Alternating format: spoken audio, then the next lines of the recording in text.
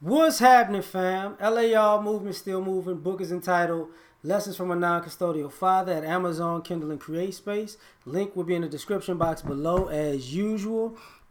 Go get it. PayPal link there. Also, they asked me to put it up, so I put it up. Thanks, everybody, for supporting. This video is entitled My Thoughts on Black Women Discuss Interracial Dating on Black Women's Black Women Own the Conversation. This is maybe a week, 2 weeks ago. So the first question by the male host was, how many black women have dated interracially? A bunch raised their hands. The majority raised their hands. Then the second question was, how many would? The majority raised their hands. The third question is, how many women wouldn't date or just wouldn't date interracially? The minority raised their hands. Now, these age ranges from grandmas to college girls. Now, this, and I laugh because I sent out a message to people like, you know, when our sisters get online talking about how loyal they are, from grandmas to college girls, the vast majority of them are not loyal in that way. Now, it's a few things about this that are very interesting. There were 3 women, I believe, on the panel. I'll take it back. It was 2 women on the panel, but it was 3 women on the panel. What do I mean by that? First woman said she was interracial. She was taught by her parents love is love, so she was in a diverse place. The second dude is a dude.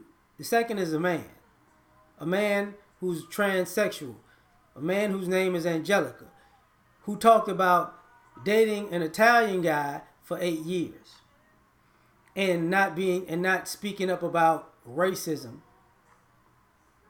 And this is what was interesting to me, because when the first question was asked, and it's raise your hands who's ever dated interracially, the dude raised his hand. Now, some of y'all don't know that's a dude,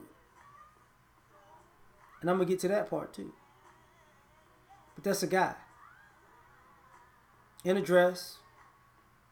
I guess had a whole sex change, weave and everything. First thing I thought about, and then there was a sister who had a short kind of cut/fade type thing. And she was like, oh, nobody loves, black men and us have to be together. Now here's the irony. The light-skinned chick with the fade afro is the one that said she would only be with black men on that panel.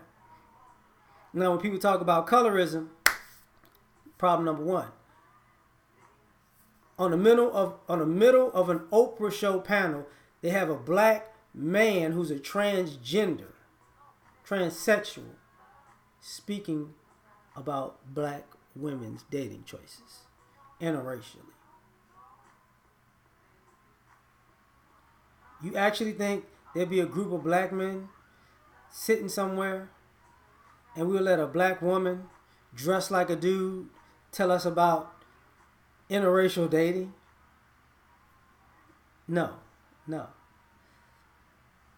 But the reason I say that is because this week, the Malik Yoba thing, last couple of weeks, the Malik Yoba thing happened. See, people was all on that.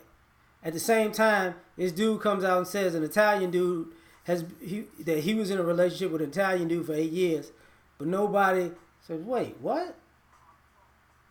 Who is...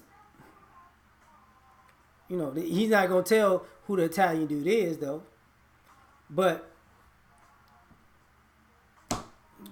so an Italian man can be with somebody transsexual for 8 years. No problem. Malik Yoba, Malik Yoba's gay. He's gay. He's gay.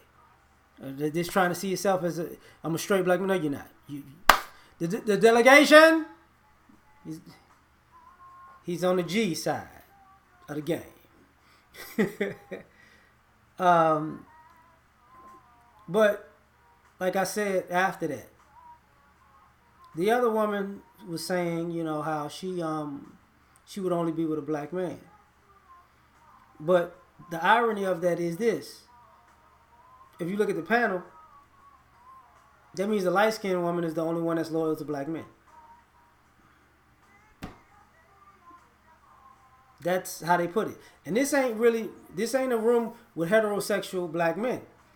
So this is a room full of women, one host, and I don't know if the host is gay or not, or effeminate, or have feminine views. I don't know. But he's the only guy in the room. Well, no, he's one of only two guys in the room. The other guy in the room is a transsexual that's being viewed as a black woman.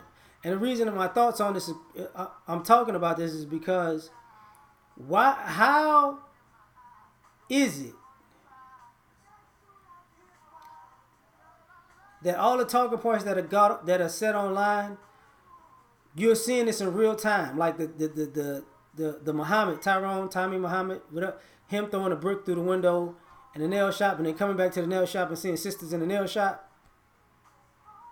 See, these are conversations that for guys who are quote unquote like in the manosphere, or just for quote unquote red pill rhetoric, these are like I told y'all so conversations. Because I don't hear this, and I'm not looking, but I hear no buzz about the women saying, hey, this is a bad idea. This is a bad look. We can't keep doing this. Because when men aren't even in the room, your ideology is all over the place. You say you're loyal online, and then there's a room full of black women saying, I date interracially, or I want to. It was like 80% of them women did that. So you can't say you're loyal. You can't say you wanted to be with the black man, because, like I said, the age ranges was too vast. So there's no way you could blame black men for this, because that was all on y'all. So when you tell these guys that, how bad they are for dating, or why you dating these other folks and this, you might want to play that back.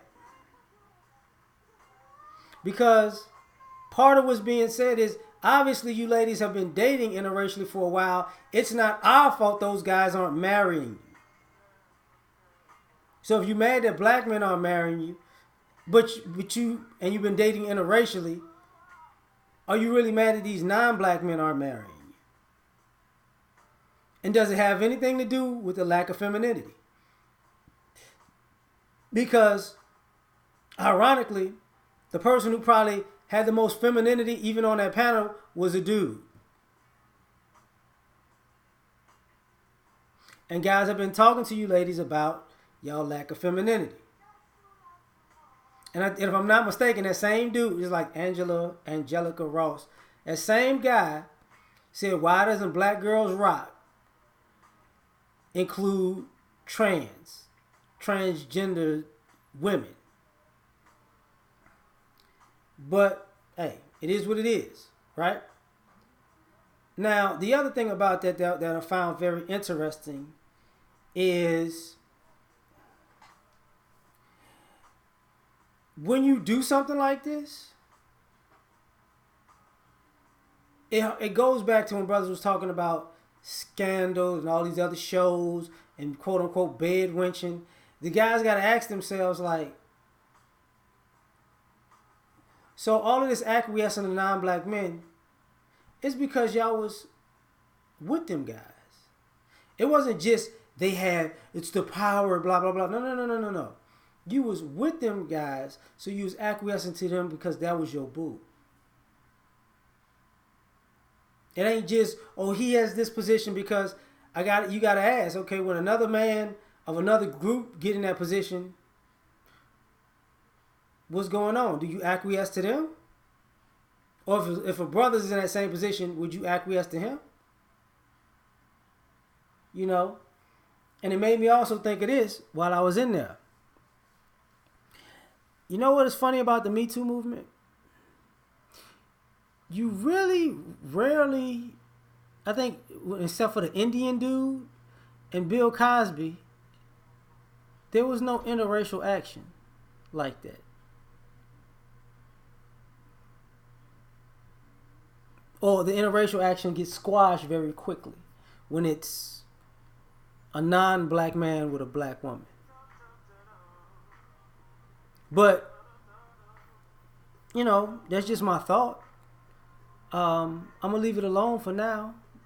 But I'm going to holler back at y'all on another one. Because I'm going to dig into this topic later on this week. So like, share, subscribe. Catch y'all on the next one. Peace.